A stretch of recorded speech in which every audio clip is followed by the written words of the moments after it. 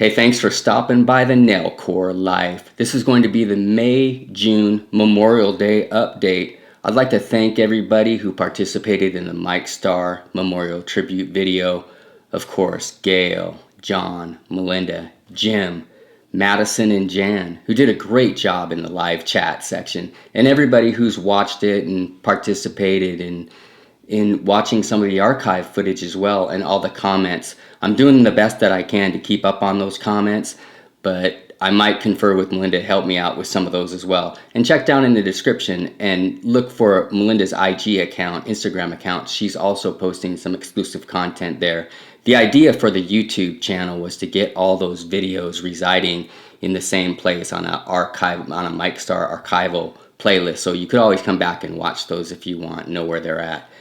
Moving into the summer, I've been working on a new podcast, the NessPOD. So just coming up with the name, I was thinking about Almost 40 and had a bunch of different graphical things I was working on, turntables, microphones, One Step Away, which came from another buddy of mine. Then I was thinking NessPOD, one of my many nicknames, NessPOD. It's got a ring to it. We'll just go with that. Featuring musicians, DJs, artists, athletes, anybody who's just trying to grind out, follow their passion, achieve their dream. When I first thought about naming it, I first came up with Almost Famous 40. And just because when you're in a business like that, there's so many people that are striving to do it, and so few make it to the top. But I was focusing just on all the people that I know in the art world, the DJ, music, musicians that are friends of mine that have great stories to share through their journey through the process. Shout out to Terry, who helped me get through the first episode number 1, featuring Terry Hildebrand. Like the majority of people, he doesn't like the sound of his voice, but he did a great job sharing his story of when he was younger, what the family influences, the musical influences. We talk about gear. We talk about him becoming a programmer and still playing today. And we also share some song excerpts that he has worked on with songwriters and himself. Episode number 2, DJ Mark Kato, buddy of mine. We dive into the DJ world. We talk about our early musical influences. We talk about playing in clubs, mobile DJing, parties we've played, and just overall experiences. And we also throw in some music in there, some old school music, so you can check that out. So hey, it's a work in process. When you set out to do a new project, there's always, oh man, should I do it or should I not do it? And there's a lot that goes into it. There's a lot of work that gets involved. And speaking of podcasting, I'm a big fan of Adam Carolla, obviously a huge podcaster. And on the show last week, he was talking about it's so easy for people to say no, a lot harder for people to say yes.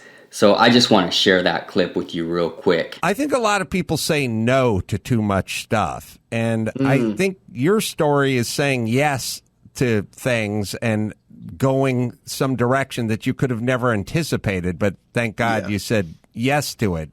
Is that a general philosophy, or is that just an approach to life? There's another quote that I love from the movie Oh God, dating myself again, 1977, starring George Burns and John Denver, and he's playing the role of God, George Burns is, and he says, "You create a fish from scratch."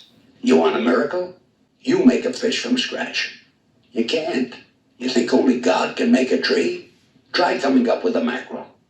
And when the last one is gone, that'll be that. 86 on the fishes. Goodbye sky, so long world, over and out.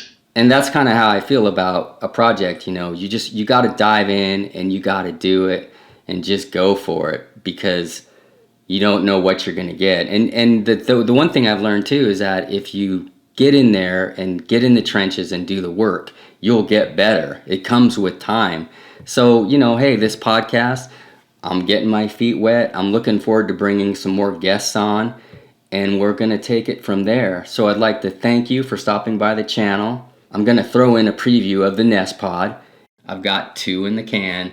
Episode number 1 featuring Terry Hildebrand, and episode number 2 featuring DJ Mark Kato. Let me know what you think in the comments below. Thanks for stopping by. Happy Memorial Day. All right, well, let's switch over to podcast mode. Now, you don't have to listen to this podcast, but it'd be a lot cooler if you did. Hi, girl. Podcast segments pulled and edited by Nessworks. Now that sounded good. Okay, kids, you're in for a real treat today. On the line, first guest today, Terry Hildebrand out of the Boulevard Park area, Seattle, Washington. Welcome to the podcast, my man. Good to be here. What grabbed you and made you want to become a musician? Grew up in a house of music. My dad played guitar. Him and his buddies back in maybe the late 50s or sometime, they actually made a record, and I think they called themselves the Happy Hypnotics. And I have it around somewhere. I got to dig that thing up. But there was always music. There was always parties here. We had one of those awesome light up bars, like the fake Naugahyde thing, a pleather around the edge with the lights that would flash to the music. And then around the back of the bar was where I spent all my time, because there was a 8-track player, and there was a turntable and a radio. And then all my friends, or my parents' friends, would bring their records over. And it was, everything you could imagine, in the 60s and early 70s. Oh, man, a couple things there. Okay, first of all, you mentioned a turntable, and you know how close to my heart that is. And we'll get into that DJ thing as we get more into this, and especially some of the other guests that will come on down the road. We're going to get into some DJ things. You are in the mix with DJ Paris D. So the DJ turntable, and then you said a light show, which made me instantly think of Northern Lights, Hot Stuff, which is a featured song performance that your dad did with his bandmate, the late great Ken Kennerud. Classic there. A Donna Summer remix. Yeah. Full-grown men singing Hot Stuff. It doesn't get any better than that.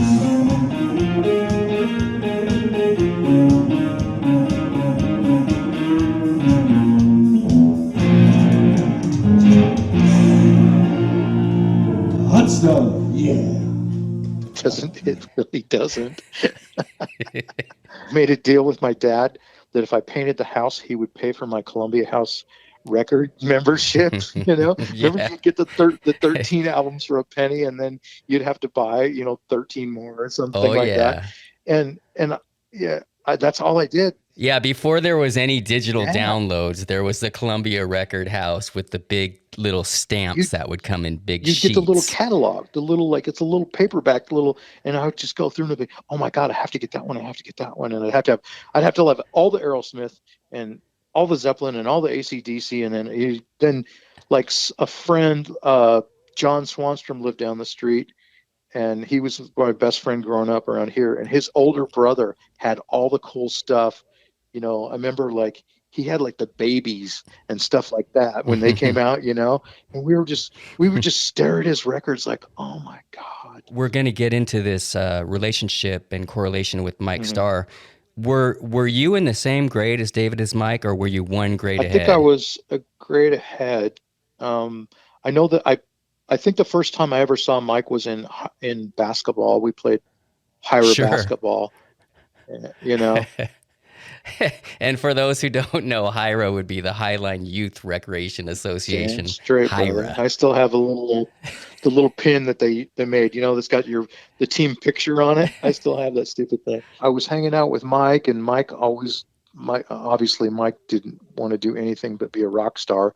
He was going to make it, you could just tell there was something special about Mike. And so we started hanging out with Dan Jensen, so Dave's older brother, and Ken Kramer. They lived literally right next door to each other. And then they were in a band called maybe Turbulence, I think. And they were the older guys, they're a few years older than us. And they were playing concerts at the, remember the thousand drunken brawling youths, thing. Oh, the Eagles Hall down in Seattle. I attended. An MKS 50. I had all the Rock Mount things just to try to make all the sounds that were in this new music that we were trying to do, and to make money, I got a Macintosh, the original Macintosh, and Sure. that little son of a bitch was $2,700, by the way, and it had 4 megabytes of RAM. So once I got the Macintosh and I could actually visually put in, I used a program called Master Tracks Pro. It was a MIDI only, no audio back then, but still I could play in all the keyboard parts and I could go fix the notes and slide them around if I screwed them up. You'd come down and your gear was getting better. You had more sample Yeah. time and Being able to get those 12-inch singles and get like some of the percussion tracks off there. And then when we did the Kevin Page stuff, we were able to pull some samples off of your 12-inch stuff. And I remember sometimes I would sample onto my 4-track cassette and then bring it home and sample it in my sampler. wow. Yeah.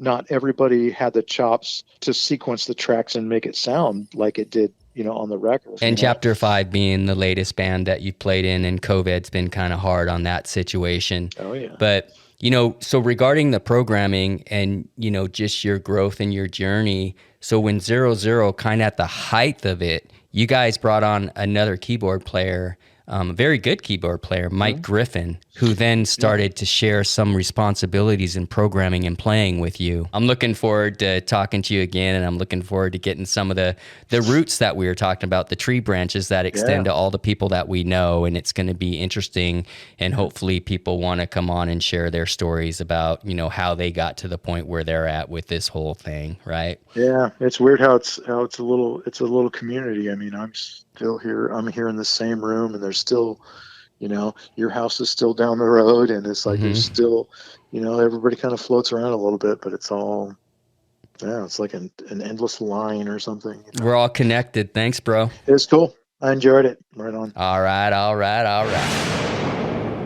Paris, drop it. Jamming fresh in the mix. Yeah, boy. Well, with that being said, look who just fell into the NessPOD. Mark Kato, a.k.a. DJ Psychato. Thanks for being my second guest, my man. What up? Before we, dive into this DJ world, let's talk about the beginning for you, the musical influences.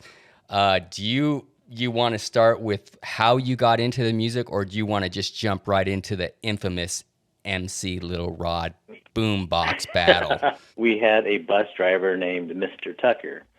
He was a real cool cat. He'd basically... You're really playing Atomic Dog a lot.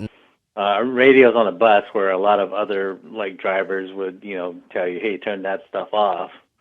But he would let us basically play music on the bus ride to and from school. So he was very cool with that. Me and Rodney were probably the main two that had boom boxes on the bus, but there was probably one or two other people. But me and Rodney would normally have the most, up-to-date music at the time. Oh, man, it brings back memories of back in the day, man, when music was fun rather than, political and, the stuff that it is now. It's like, old school music just brings back good times playing, me, freestyle till I die, man. You were one of the only DJs in Seattle playing the freestyle, Latin freestyle format. Studio 54 was huge, right? And I'm on the floor and I'm listening to a Madonna song because those were really big back then. And all of a sudden I'm hearing another song come in. I'm like, what? How is he doing that? And it was just blowing my mind because I was hearing a preview of the next song come into the existing song. And then, New York being the number one city in the world, right, for that type of genre. Yep. My mind was blown, man. I'm like, how is that guy doing that? I want to know how to do that. How many freestyle records do you think that you have? Where it's like, oh, damn, man, I haven't heard that one in a grip. Now that's a thing that makes it fun. Back then, just like Terry and I covered, you couldn't do the digital download thing. You could only go out and buy. As you were an emerging DJ, and both of us did it, is that we were in record pools for a while. Because when you become a DJ, as you know, I've said this a number of times to you and other people, is that once you decide that you want to do it, you start to think of music differently. A lot of DJs think, oh, I'm playing this song because I like it. You might like it, but other people might not.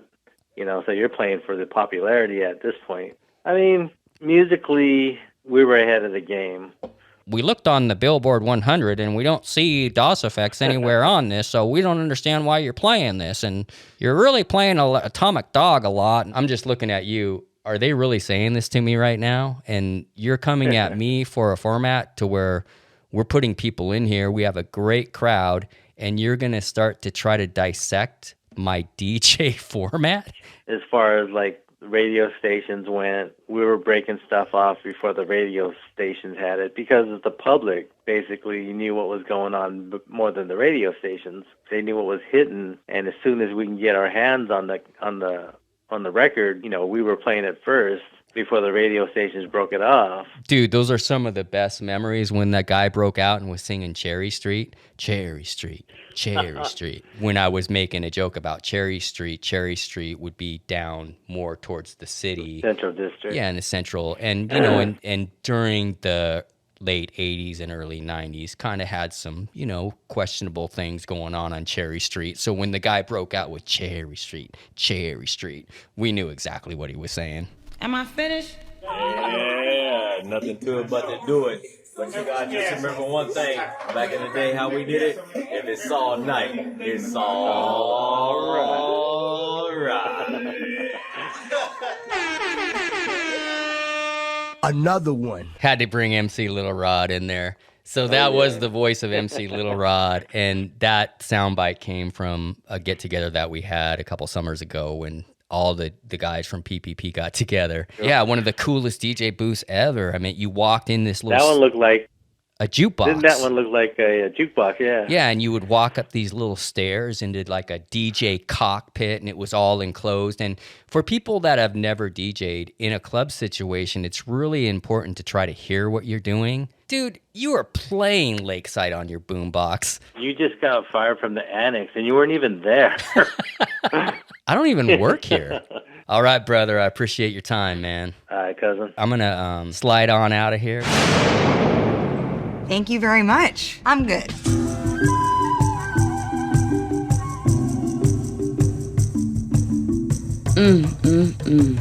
Now that sounded good.